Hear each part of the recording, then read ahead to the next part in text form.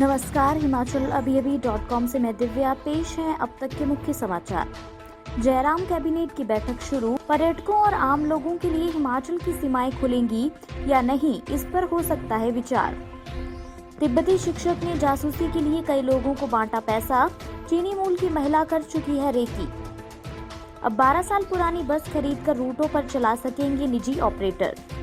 हिमाचल प्रदेश में 25 से 27 तक भारी बारिश का येलो अलर्ट। कांग्रेस कार्य समिति की बैठक में सोनिया ने की अध्यक्ष पद छोड़ने की पेशकश। वित्त मंत्रालय ने गिनाई जीएसटी की उपलब्धियां, कहा कारोबारियों को कई सहूलियतें मिली। चीन सीमा विवाद पर सीडीएस रावत ने कहा, वार्ता विफल हुई तो सैन्य विकल्प है तैयार। सुशांत केस में सिद्धार्थ पिठानी से पूछताछ जारी। सीबीआई ने रिया को जारी किया समन। अरुण जेटली की पहली पुण्यतिथि पर पीएम मोदी ने कहा, मुझे अपने दोस्त की बहुत याद आती है। देश में पिछले 24 घंटे में सामने आए कोरोना के 61,408 नए मामले। अब समाचार विस्तार से।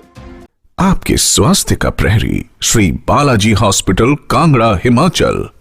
सीएम जयराम ठाकुर की अध्यक्षता में कैबिनेट की बैठक पीटर हॉफ शिमला में शुरू हो गई है।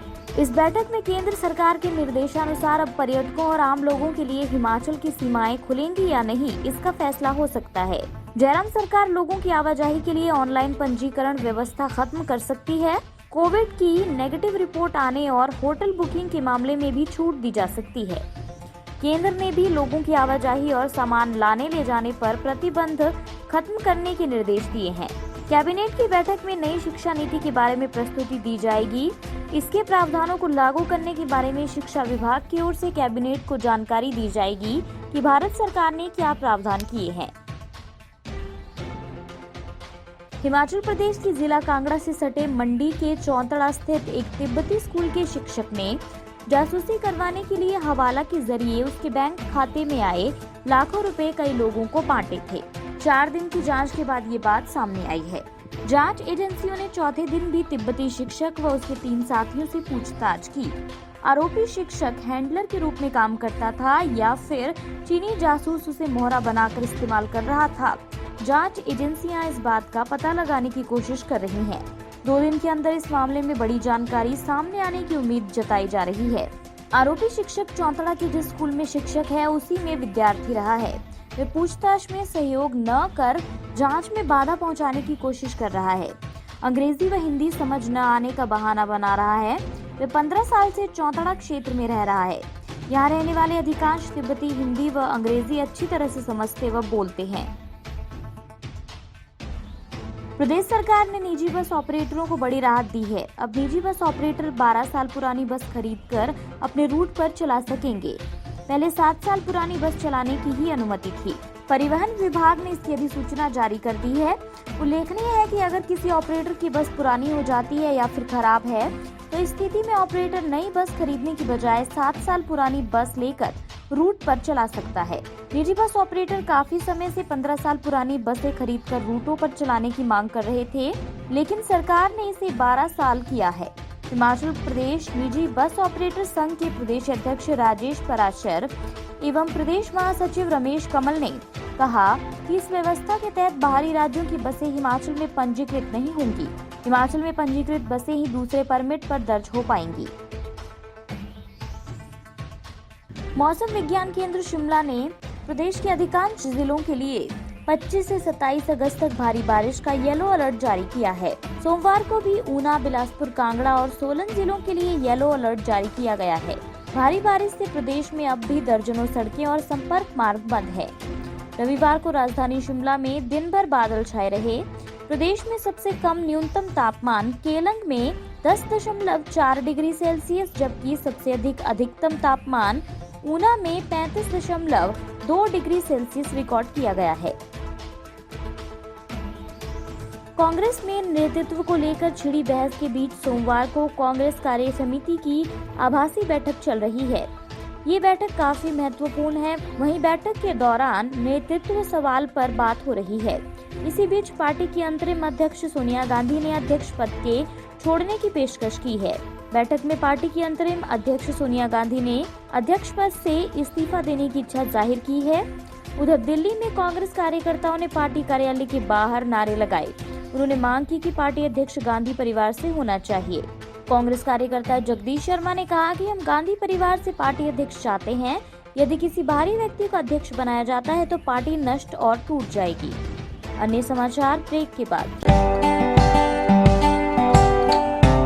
Shri Balaji multi speciality hospital Kangra, जहां आपको एक ही छत के नीचे मिले बेहतरीन चिकित्सा सुविधाएं, cardiology, laparoscopic, general surgery, neuro surgery, orthopaedics, paediatric, radio diagnosis, urology, gastroenterology, ophthalmology, pathology, medicine, anaesthesia और डेंटल जैसी अत्याधुनिक और बेहतरीन चिकित्सा सुविधाएं, 24 घंटे इमरजेंसी सुविधा, 9 बेड के साथ critical care unit, cardiac monitor और डिफिब्रिलेटर्स, सेंट्रल ऑक्सीजन लाइन और वेंटिलेटर सुविधा।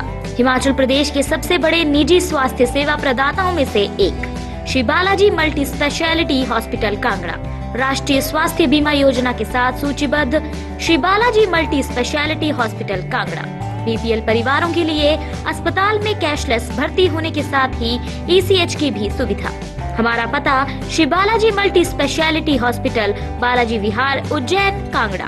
संपर्क करें 9218411108 पर। Shri Balaji multi speciality hospital Kangra. वित्त मंत्रालय ने कहा कि जीएसटी से कारोबारियों को काफी फायदा है और सरकार ने काफी सहूलतें दी हैं। कारोबारियों को बड़ी राहत देते हुए 40 लाख रुपए सालाना तक के टर्नओवर वाले कारोबार को जीएसटी से मुक्त कर दिया गया है। इसी तरह सरकार ने 1.5 करोड़ रुपए तक के सालाना टर्नओवर वाले कारोबार को कंपोजिट स्कीम का चुनाव कर सिर्फ 1% टैक्स देने का विकल्प दिया है।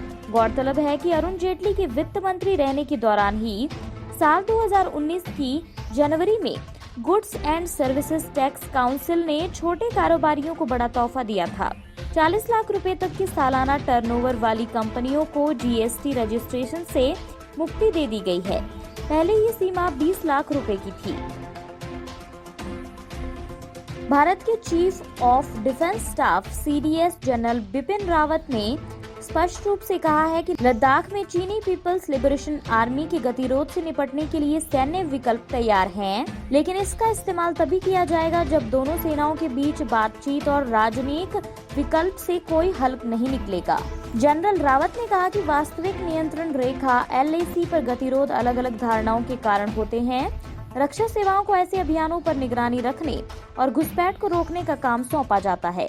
ऐसी किसी भी गतिविधि का शांतिपूर्वक हल करने और घुसपैठ को रोकने के लिए सरकारी दृष्टिकोण अपनाया जाता है। रक्षा सेवाएं हमेशा सैन्य विकल्पों के लिए तैयार रहती हैं। एलएसी पर यथास्थिति को बहाल करने के कोई प्रयास सफल नहीं होने चाहिए। सुशांत सिंह राजपूत आत्महत्या मामले में सीबीआई लगातार सबूत जुटाने की कोशिश कर रही है। इस मामले में सुशांत के दोस्त सिद्धार्थ पिठानी समेत अभिनेता के स्टाफ के 2 सदस्य कुक नीरज सिंह और हेल्पर दीपेश सावंत से पूछताछ हो चुकी है। अभिनेता की सप्लीमेंट्री पोस्टमार्टम रिपोर्ट को लेकर भी सवाल खड़े हो रहे हैं। इसी बीच सोमवार को सीबीआई अधिकारियों की एक टीम पूछताछ के लिए अंधेरी ईस्ट इलाके में स्थित वाटरस्टोन होटल पहुंची। वहीं सीबीआई ने रिया को समन भेजा है। इससे पहले रविवार को भी सीबीआई की टीम ने सिद्धार्थ पिठानी, कुक नीरज सिंह और हेल्पर दीपेश सावंत से पूछताछ की थी। तीनों के बयान में विरोधाभास होने के बाद सीबीआई की टीम उन्हें लेकर दोबारा सुशांत के बांद्रा स्थित घर पहुंची। आज सीबीआई सुशांत की गर्लफ्रेंड रिया चक्रवर्ती से पूछताछ कर सकती है।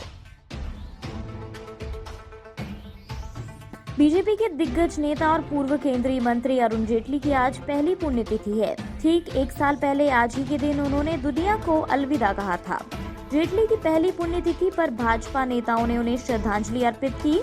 पीएम नरेंद्र मोदी, गृह मंत्री अमित शाह, बीजेपी के अध्यक्ष जेपी नड्डा सहित कई नेताओं ने उन्हें ट्वीट कर याद किया। पीएम मोदी ने कहा, मुझे अपने दोस्त की बहुत याद आती है। उन्होंने ट्वीट कर कहा, इस दिन पिछले साल हमने अरुण जेटली को खो दिया था। मुझे अपने दोस्त की बहुत याद आती है। अरुण ने लगन से भारत की सेवा की। उनकी बुद्धि, कानूनी कौशल और व्यक्तित्व महान था।